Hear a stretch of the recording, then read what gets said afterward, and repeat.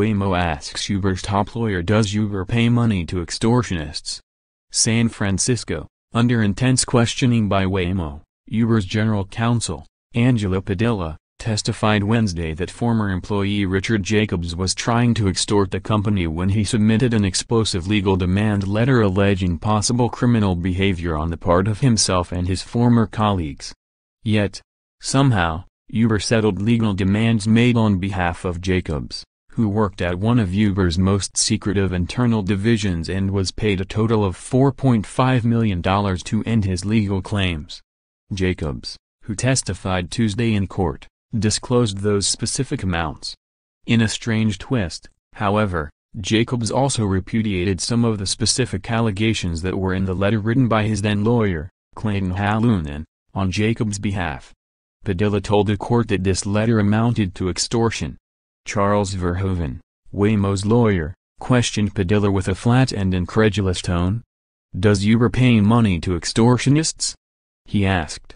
"We really try not to," she said. "The original demand was extortionate. I wanted to take the air out of that balloon by going over to the government ourselves," she said, explaining that Uber took Jacobs' allegations to federal prosecutors in San Francisco, New York, and Washington, D.C. The bulk of his letter is meritless. U.S. District Judge William Alsop interjected, "You're not coming to grips with counsel's question. You've said the letter was fantastical. A lot of people are wondering, then why would you pay him so much money to help you solve problems that don't exist?" "It was in context of the settlement," Padilla said. "So you just paid him to resolve the claims?" Verhoeven asked. "Correct," Padilla responded. "Did he do anything for Uber while he was being paid $1 million? Verhoeven continued. "I don't have any personal knowledge of that," Padilla answered, suggesting that Verhoeven ask WilmerHale, an outside law firm that is doing work for Uber. Further reading: Google's Waymo sues Uber, alleging theft of trade secrets. Waymo v.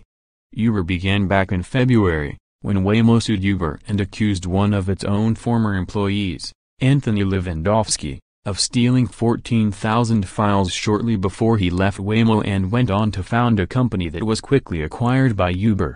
The case will likely have a huge impact on the future of autonomous vehicles and which companies will dominate the field. The lawsuit has been thrown into chaos as federal prosecutors suddenly, and highly unusually, sent a still-sealed November 22 letter to the judge about their investigation. Judge Alsop had previously referred possible criminal behavior by Uber to be examined by prosecutors. In a public Monday evening filing, Waymo asked that the trial date be put off. "People don't pay that kind of money for BS," Judge Alsop told Padilla. "It looks like you covered this up, refused to turn it over to the lawyers that were most involved in the case, to me, for reasons that are inexplicable. To me it does not add up." Padilla responded, "There was no effort to cover this up. This story is breaking.